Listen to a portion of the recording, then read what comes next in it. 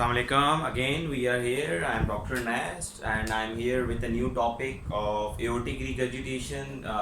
Previously, we have completed the mitral stenosis and aortic stenosis, and we have discussed a lot of things regarding aortic valve and the aortic stenosis. So, I would highly recommend you that before coming to this lecture, you should watch that lecture of aortic stenosis. So without wasting time, we will move towards the aortic regurgitation. In today's aortic regurgitation, we will discuss the causes and the etiology of the aortic regurgitation, what is the natural history, how patient presents, and when patient develops the aortic regurgitation, so how much time they will take to produce the symptoms, and actually how much this situation is grave with the patient. Is this situation is grave with the patients of aortic regurgitation. So as you know that what the word regurgitation means, that there is something regurgitating. So if the name shows that there is a regurgitation in the aortic valve, so now the important question arises that where the regurgitations comes from and where it occurs actually. So for making you understand, so making your concept clear, I have drawn a diagram here of heart. So this is sort of a parasternal long axis view on echocardiography. So here you are appreciating that there is the aorta, and this is the LA, this is the LV, and this is the RV. So this is the aorta, and you know that we have already discussed probably in the aortic stenosis, but now I am just reminding you guys that you should know about the anatomy of the aorta. So this is the ascending aorta, and this is sinotubular junctions. This is the aortic leaflets, and these are the sinuses. So we have discussed about the leaflet and all these things. I am not wasting your time over here. I just directly move towards the aortic regurgitation. So aortic regurgitation. Aortic regurgitation means that there is something regurgitating. So right now the heart is in the diastole. Why? Because the mitral valve is open, and aortic valve is closed. If the aortic valve is closed, it means there is a filling of the LV. From the LV, it means that your heart. If this figure shows that your heart is in diastole. So for obviously and diastole regurgitation occurs. As you are appreciating here, if there is a appropriate closure of this aorta, this aortic valve, if there would be appropriate closure, then obviously there will not be aortic regurgitation. So if I make a gap between these two leaflets, so there would be a blood which will be regurgitating from aorta to alveoli. So this will be the regurgitant jet which will be coming from the aorta, and you will label this that your patient has a regurgitation. So regurgitation can be mild, moderate, or severe. We will discuss in our later lectures after discussing all these etiology and the causes. So the important thing you need to understand that obviously there would be if there is some abnormalities in the closure of the leaflet. So it could be the abnormalities with the leaflets, and it could be abnormalities with the aorta. If this aorta is like hugely dilated, then obviously these leaflets will be like this, and there will not be a appropriate closure of this aortic valve. So they will cause what? They will cause the aortic regurgitation. So now the important thing you need to understand that how it causes the problem with this patients of aortic regurgitation. Before moving towards, we will discuss briefly about these causes. So it could be acute and it could be chronic. And acute is usually symptomatic. Why?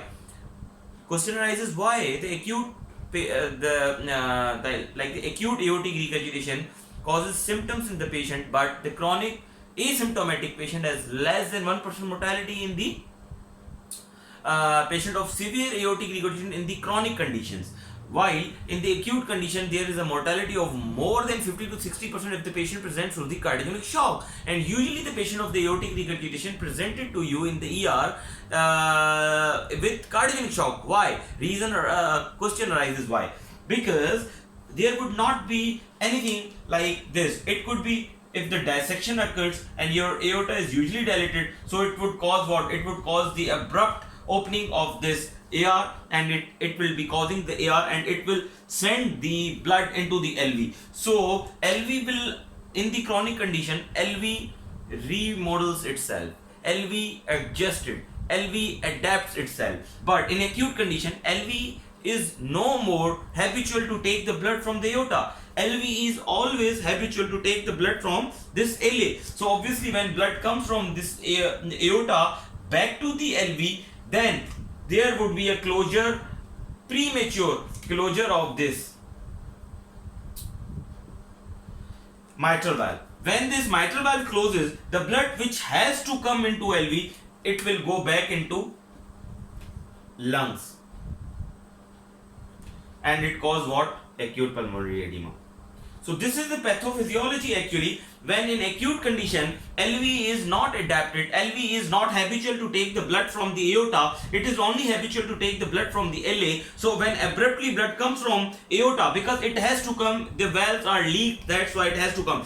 The blood, the quantity of the blood which is coming from aorta to LV decides that how much patient would be symptomatic. And in usually acute AR, patient would have, if the patient is coming to you with the symptomatic obviously AR in acute AR, so it means that your patient has the severe AR. Why? Because there would be the larger volume which is coming to the LV, and your patient becomes very symptomatic and abruptly symptomatic and presented to the ER in the ER with the symptoms of shortness of breath and the palpitation, and most of the time shortness of breath, and your patient would be complaining for the orthopnea and the PND, which would have a very shorter history of like 2 or 3 days, and then you have to probe the cause, because every acute AR should have a cause. Obviously every chronic AR as well as a cause, but you have to rule out that cause, because you have to treat that cause. So in the aortic dissection, it can be concomitant with the AR, and it could be acute AR, and it could be chronic AR if your patient has the concealed chronic dissection. But if your patient has acute infective endocarditis and aorta has no more abnormality, aorta is almost in the normal condition, but there is a perforated, there is perforated leaflet. It could be perforated from here, it could be perforated from here, and if there is an abscess which is causing inappropriate closure of this aorta, it can cause what? It can cause AR.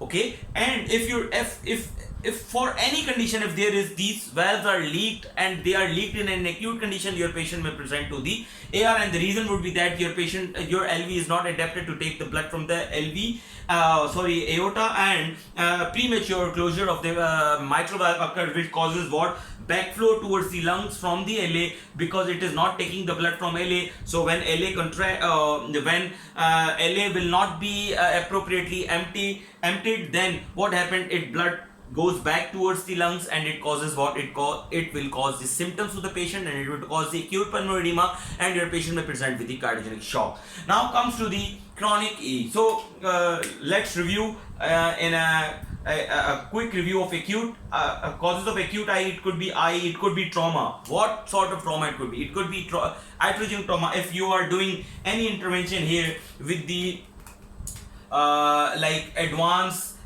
cutting balloons or burr or any rota ablation. So whenever you are doing the intervention in the coronary artery, so if mistakenly your catheter has been taken to this aorta, or for suppose you have taken that rota instead of there, if you are doing any intervention in LAD or LE, or so if you have mistakenly take this burr or the rota towards this, it can perforate your leaflets, it can make a hole in the leaflet, and it cause the what? It can cause the AR, which will cause again the acute pulmonary edema. So it is very, very, very important to know about the cause, and obviously in most of the time you will get the cause. Now the important thing is that of trauma. A trauma could be because of the procedure, because of anything, and post procedure it's done, and it could be related with the leaflets, and it could be related with your aorta, as we have discussed in the aortic dissection. Now comes to the point in the chronic condition. In chronic condition, usually patient will not present to you with the symptoms. It could be incidental finding because if your patient has no symptoms but he or she is screening for anything, like for professional requirement or for any recruitment, if he or she is coming for the fitness and you have gotten that AR and you have noticed that your patient has AR but your patient is asymptomatic, yes, it can happen, because in most of the time in AR patient LV adapts, okay, and if your patient has not that LV dysfunction because of this jet, then your patient would not be symptomatic. Then why LV dysfunction occurs in the patient of AR? What happens actually when LV is adapted to take the blood only from this LA? So what happens when persistently regurgitation occurs, then LV has to take the volume from both, because in chronic AR your patient would have this mild AR, and then it would become the moderate AR, and then it would become, so it will not it will not be presented as an acute AR, okay, it will be a chronic AR. Why? Because it progressively increasing, it is increasing progressively. It will not be presented in the ER as abruptly with the acute regurgitation and acute severe regurgitation. First your patient would have the mild AR and it will progress to the moderate AR, and then it will be finally progress to that severe AR, okay.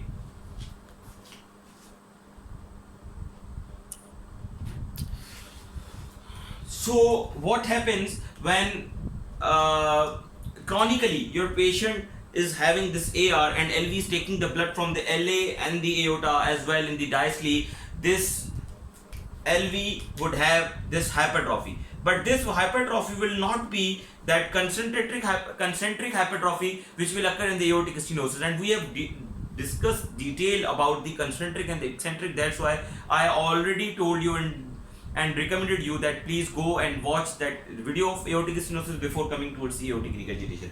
So what happens, that eccentric hypertrophy occurs, and that eccentric hypertrophy causes what? It causes the dilatation of the LV. Why? Because this is the volume overload condition. It is not the pressure overload condition. In this condition, heart has to take the blood like balloon. If you will fill the balloon with liquid or with the water, then you will appreciate that balloon is expanding in the volume. Same as the heart will become the balloon like structure when you will make it expanded with the liquid, or LV has to take the blood from both condition, so it will become a volume overload condition for the LV, and it has to expand to compensate the blood from aorta and the LA. That's why LV dilates. When LV dilates, what happens? The ejection fractions comes down. Okay, we have already discussed about the ejection fraction and all these things. That's why I'm not going into the detail about the ejection fraction, how ejection fraction worsens. I can discuss over here, but I think by repeating again and again all these things make you tired or make this video less spicy. Okay, so that's why I'm just making your concepts and reminding your previous concepts here, that when this LV dilates, what happens? That diastolic and diastolic volume increases, and that end diastolic volume increases causes what? It causes the low ejection fraction. So when this low ejection fraction occurs, what happens? That LV fails, and when LV fails and when ejection fraction of the heart decreases, because initially heart has to pump the blood, more blood towards the aorta, and because of that continuously pumping out more blood from the LV and taking more blood from the LA and the aorta, LV fails. When this LV fails, symptoms started to occur, and in that condition, in low ejection fraction condition, what happens? In low ejection fraction condition, again aorta has to send blood towards the LV, and LA has to send blood in the diastole towards LV. Now LV has been failed and LV has low ejection fraction. What happens? Now LV is not that stronger. That's why it will starting accumulating blood in the LV, as well as it will not take the blood from LA. Why? Because LA is always in a weaker condition, because mitre is right. Okay, might is right. Here LV was the mitre, then the aorta. Why? Because LV has to generate the more force and LV has the ability to generate the more force. But if you compare aorta and the LA, here aorta is mitre. Why? Mitre to LA. Why? Because that aorta has more pressure than the LA. So the always volume moved towards lower pressure, from higher pressure towards lower pressure. So blood has to move from aorta to LV, because in diastole aorta has a more pressure and LV has low pressure. That's why blood anyhow has to move towards the LV. But in that condition, if LV pressure increases in end diastole because of aorta, then LA will not be entertained at all. Why? Because LV now LV and diastolic pressure has been raised more than, like LV and diastolic pressure more than 15 to 20. So aorta has diastolic pressure of 80, it has to take the blood from here. But LA has the pressure of like 10 to 15. But because of LV and diastolic pressure increases, the LA pressure increases. Because of that increased pressure, this blood goes back towards the lung, because blood has to move from lower pressure from higher pressure towards the lower pressure, and lungs has more or less pressure, like lesser pressure than the LA. So blood has to move towards lung and patient will become or starting symptomatic. So in chronic condition, this all process takes time to occur. First aorta has to send blood, LV has to be filled, and then LV has to be filled, then LA has to be filled, and then blood has to move towards the lung. But in acute condition, LV is not adapted, as we discussed earlier. So it becomes fail abruptly, because LV is not adapted to take the more blood, and it sends back blood towards the LA and causes the acute pulmonary edema or flash edema, and patient presented to you in cardiac shock in acute AR. But in chronic AR, patient does not. Now comes towards the as we have discussed the complaints, most of the time patient presented with the shortness of breath, or the exercise limitation, or the lethargy, or the exercise intolerance. Now how the symptoms starts. So this natural history always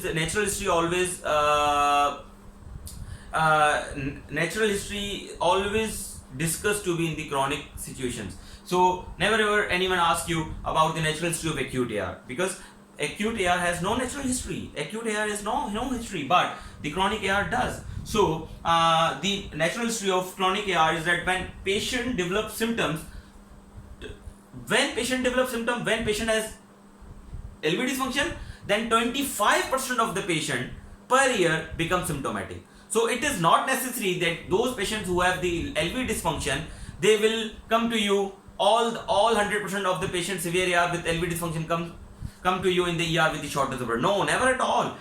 But the 25% among them come to you in the ER with the complaint of shortness of breath, and they become symptomatic. But when the LV dysfunction deteriorates, or when these 25% patients become symptomatic because of this LV dysfunction, among them the mortality rate is 10%.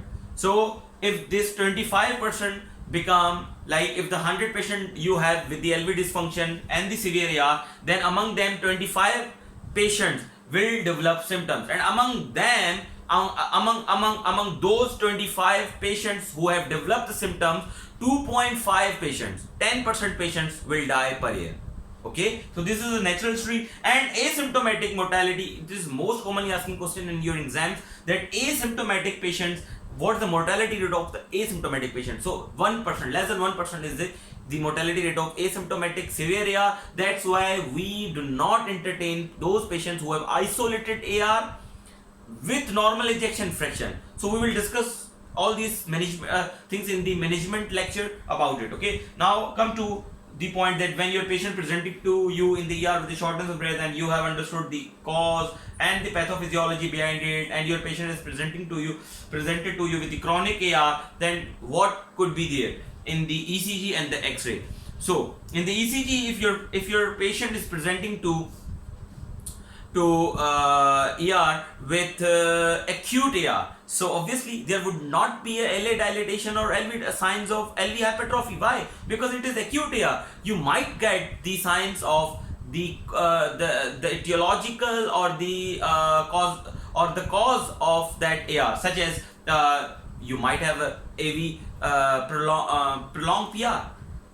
Now you will ask me that why that prolonged PR will be correlated with AR. Yes, it could be correlated. If your patient is presenting to you with the fever and your ECG shows your patient has prolonged PR, then you might suspect your patient has what? Aortic root abscess. And your patient would have what? Your patient would have the aortic regurgitation secondary to infective endocarditis, which has caused that aortic root abscess, and your ECG is showing that prolonged PR. So your ECG can help in the acute AR as well, but you have to correlate all these things clinically. Now, one more thing important is that if your patient is presented with the aortic dissection, your ECG would have the STEMI or ST elevation MI. Why? Your dissecting flap can extend into coronaries, and your patient would present with symptoms of TIA or your symptoms of stroke, because that dissecting flap can extend into the carotids as well. And if your patient has extensive dissection from ascending to descending and the all aorta is involved, your patient has the symptoms of upper limb ischemia, lower limb ischemia, renal artery stenosis. All the symptoms can occur in your patient with the aortic dissection as well as the AR. So you have to correlate the clinically your patient, that how your patient present to you. Okay. Now then on ECG, if your patient has nothing but the simple and isolated AR and that AR is actually chronic AR, then you would have that LA enlargement. Your patient would have the atrial fibrillation because of that LA. Your patient would have the sinus tachycardia or the tachycardia or SVTs because of that LA enlargement or acute pulmonary edema. So your patient would have the LVH, and your patient would have increased LV systolic dimensions on echocardiography. Okay.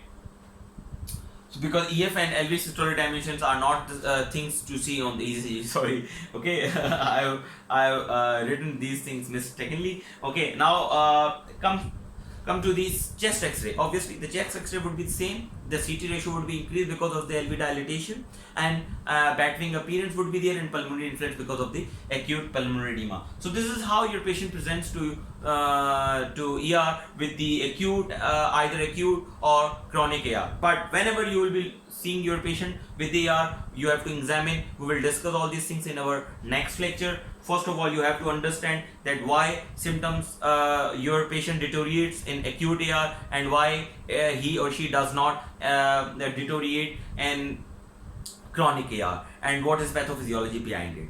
Thank you very much, and subscribe my channel, press the bell button for the future updates. Allah Hafiz, take care.